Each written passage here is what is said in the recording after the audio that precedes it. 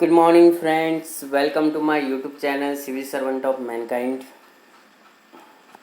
Now we are going to see from question number 71 to 80 in this video. Okay, previous year questions from the prelims 2019.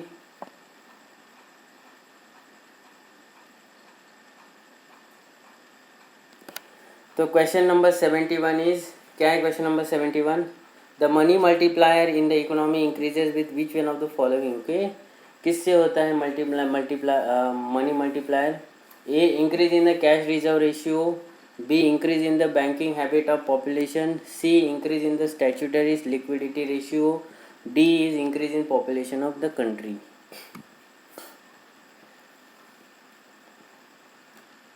किससे होता है money multiplier? तो अगर आपको economic की knowledge है बेसिक तो अब पता चल जाएगा. So B is the correct answer of this question. Increase the banking habit of population से बढ़ जाता है मनी मल्टीप्लायर हो जाता है. तो ज़्यादा पैसे लोग बैंकिंग सेक्टर में पैसे रखेंगे तो ज़्यादा पैसे अवेलेबल होंगे बैंक को लेंड करने के लिए. इससे ज़्यादा मनी क्रिएट होता है. ठीक है.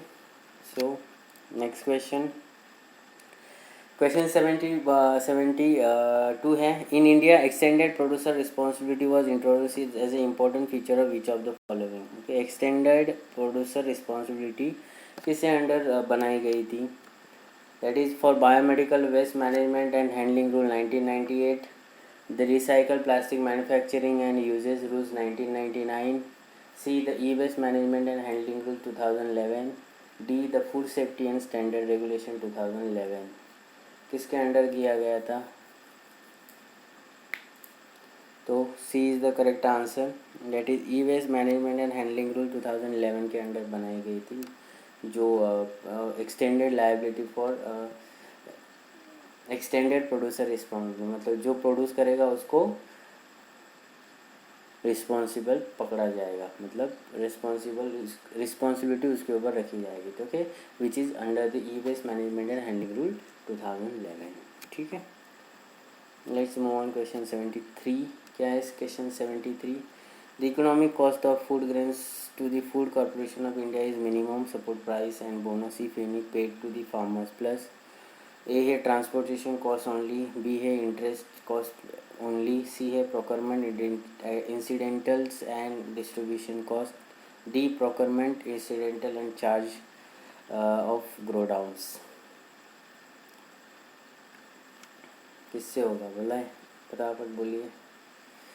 तो जो food the economic cost of food grains, okay, which is paid to the farmer plus procurement incidental and distribution cost, option C. कि डिस्ट्रीब्यूशन कॉस्ट जो आएगी कि उसके अकॉर्डिंग होगा. ठीक है. Let's move on question 74. क्या है question 74? Consider the following statement. Purchasing power parity (PPP) exchange rate are calculated by comparing the prices of same basket of goods and services in different countries. Statement 2, in terms of PPP's dollars, India is the 6th largest economy in the world. Which of the statement given above is correct? A है 1 only, B है 2 only, C है both 1 and 2, D है neither 1 nor 2. बताइए. So in terms of PPP dollar, India is the 6th largest economy. India is not a 6th largest economy. India is the 3rd largest economy. Okay, 3rd largest economy. So statement 2 is wrong. So both 1 and 2 is wrong. Or purchasing power parity exchange rate are calculated by comparing the prices of same basket of goods and services in different country. ये correct है. So 1 is the correct. So A is the correct answer of this question. Got it? Let's move on question 75. क्या है question 75? Which one of the following is not the most likely measure of government RBI take to stop the slide of Indian rupees? तो A है curbing import and non-essential goods and promoting export. B है encouraging Indian borrowers to issue rupee denominated masalas, easing condition relating to external commercial borrowing. D, following an expansionary monetary policy. नहीं ली जाती. Okay, अगर expansionary policy ले जाती है तो उससे क्या हो जाएगा? इंडियन रुपी और स्लाइड हो जाएगा. तो D is the correct answer. की तीनों तो की जाती है, दैट इज़ ईजिंग कंडीशन भी किया जाता है, इंकरेजिंग इंडियन बोरोर्स, ओके, फिर curbing import and non essential goods in promoting export भी किया जाता है, ठीक है। Let's move on question 76। क्या है question 76? Consider the following statement, a reserve bank of India recent directives relating to storage of payment system data, popularly known as data diktat, command the repayment system providers that statement A है, first statement है, they shall ensure that entire data relating to payment system operated by them are stored in a system only in India. Statement 2 है, they shall ensure that the system are own and operated by public sector enterprises. Statement 3 है, they shell submit their consolidated system audit report to the Controller and Auditor General of India by the end of the calendar year. Which of the statement given above is correct?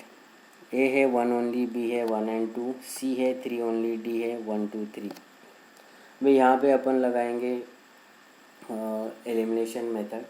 So RBI ने जो directives दिया है regarding the storage of payment storage system data, तो उसमें क्या है कि जो third statement, they shall submit the consolidated system audit report to the controller auditor general of India by the end of calendar year, ऐसा कोई कुछ भी नहीं है। तो system provider shall submit the system audit report on the completion of the requirement at above, the audit should be conducted bye CERT In जो organisation है उसके अंडर, ओके। तो ये फर्स्ट थर्ड स्टेटमेंट तो रॉन्ग होता है, यहाँ पे कैक का कोई भी रोल नहीं है, तो third is the wrong statement. तो थर्ड रॉन्ग है तो फर्स्ट सी एंड डी तो कैंसिल हो जाएगा। अगर सेकेंड स्टेटमेंट देखते हैं, they shall ensure the entire data relating to payment system operated by them are stored in system only in India, ऐसा नहीं है, ठीक है।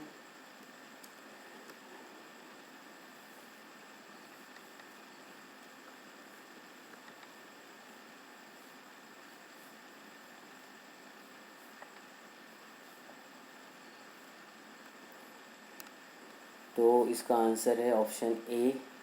फिर 2 भी रॉन्ग हो गया, तो option A is the correct answer of this question, ठीक है।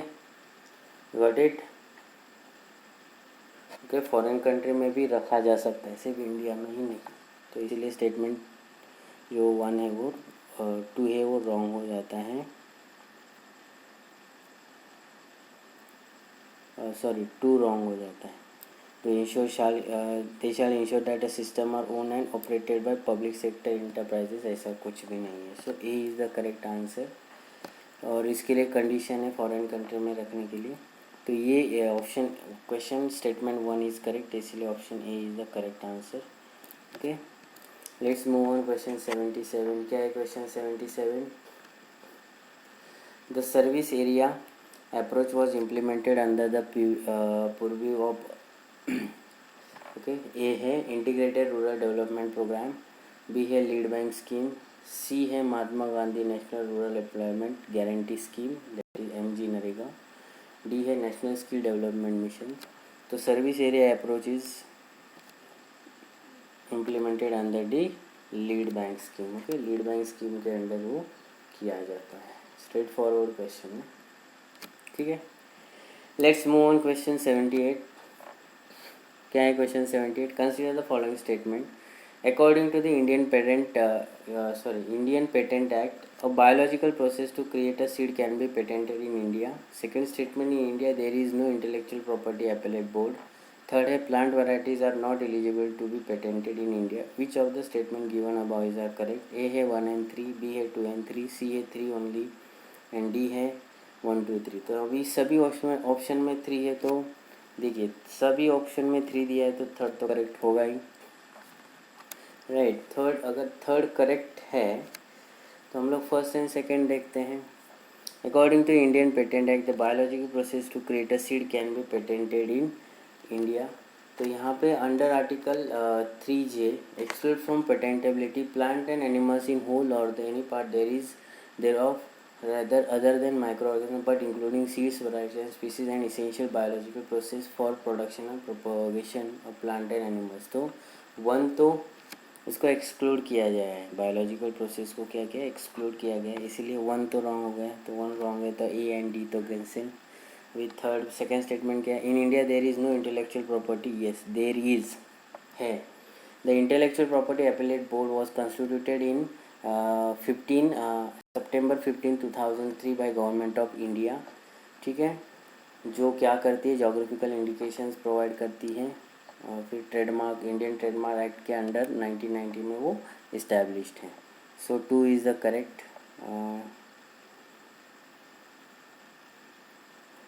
2 इज़ द इनकरेक्ट. ओके, ऐसा है यहाँ पे इनकरेक्ट है, बट बता ऐसा है ऑलरेडी इस्टेब्लिश है. सो 2 इज, यहाँ पे अगर नो होता, नो नहीं होता तो ये करेक्ट हो जाता है. यहाँ पे नो दिया है इसीलिए स्टेटमेंट 2 इज़ रॉन्ग. इसीलिए option 3 that is C is the correct answer of this questions. Let's move on question 79 दोस्तों. क्या है question 79? With reference to the communication technology, what is are the difference or differences between LTE, that is long term evolution, and VoLTE, that is voice over long term evolution? A statement A है, long term evolution commonly marketed as 3G, and VoLTE, that is voice over long term evolution, is commonly marketed as advanced 30. LTE, that is long term evolution data, is data only technology, and VoLTE, that is voice over long term evolution, is voice only technology. Okay, यहाँ पे इन लोगों ने क्या किया है, उल्टा किया है. ठीक है, तो इसीलिए यहाँ पे फंसाया है हम लोग को. कैसे फंसाया है देखिए, फर्स्ट स्टेटमेंट में क्या बोल रहे हो लोग, फर्स्ट स्टेटमेंट में क्या बोल रहे हैं कि LTE is commonly marketed as 3G, okay, and VoLTE is, okay, LTE is commonly marketed as 3G, and VoLTE is commonly marketed as advanced 30. So VoLTE is a technology update to the LTE protocol used by mobile phone network. Under LTE, that is long term evolution, the infrastructure of telecom players only allow transmission for data, while voice calls are routed to their older 2G and 3G network. This is why under LTE, you cannot access your 4G data service while on a call. This leads to problems such as slow internet speed and poor voice clarity. And VoLTE allow voice calls to be backed and carried through LTE network. This would mean 4G data accessibility even during calls. So VoLTE is the Internet Protocol Multimedia Subsystem, that is IMS specification, which enables the variety of service to operate seamlessly on the network rather than having to switch to different application to voice to video. तो ये ऐसा नहीं है. Okay, volt सब में use होता है, LTE ऐसा. तो ये स्टेटमेंट भी रॉन्ग है और ये भी स्टेटमेंट रॉन्ग है. So neither 1 nor 2 is the correct answer of this question. Got it? So last question of this video lecture, that is question number 80. क्या है question number 80? Recently, India signed a deal known as Action Plan for Prioritization and Implementation of Cooperation Areas in a Nuclear Field. With which of the following countries? First है Japan, second है Russia, third है United kingdom, D है the USA, United state of America. So long time partner हमारा है B, Russia के साथ हम लोगों ने ये किया है nuclear policy. So during the visit of Vladimir Putin, President of Russian Federation, Action Plan for Prioritization and Implementation of Cooperation Area in Nuclear Field identified jointly by India and Russia was signed in 5th October 2018 में इसको sign किया गया था in New Delhi.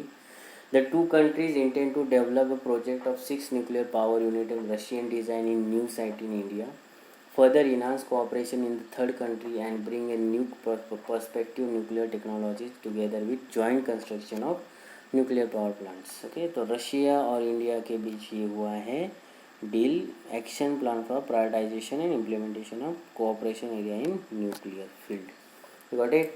So now we have seen from question number 71 to 80. Next question we are going to see question from 81 to 90. अगर किसी question में if you have doubt, okay, please comment. Okay, I will answer all your queries. Okay, if you like this video, please share with your friends. Okay, and take maximum out of output from it. Okay, इससे ज़्यादा फ़ायदा उठा है ताकि 2020 की जो exam आ रही है, ओके, प्रीलिम 2020 की एग्ज़ाम आ रही है, इससे आपकी जो प्रिपरेशन है और इंटेंसिफाई हो जाए और आपको मदद हो जाए। ओके, चलो मिलते हैं दोस्तों नेक्स्ट वीडियो में, तब तक जय हिंद दोस्तों।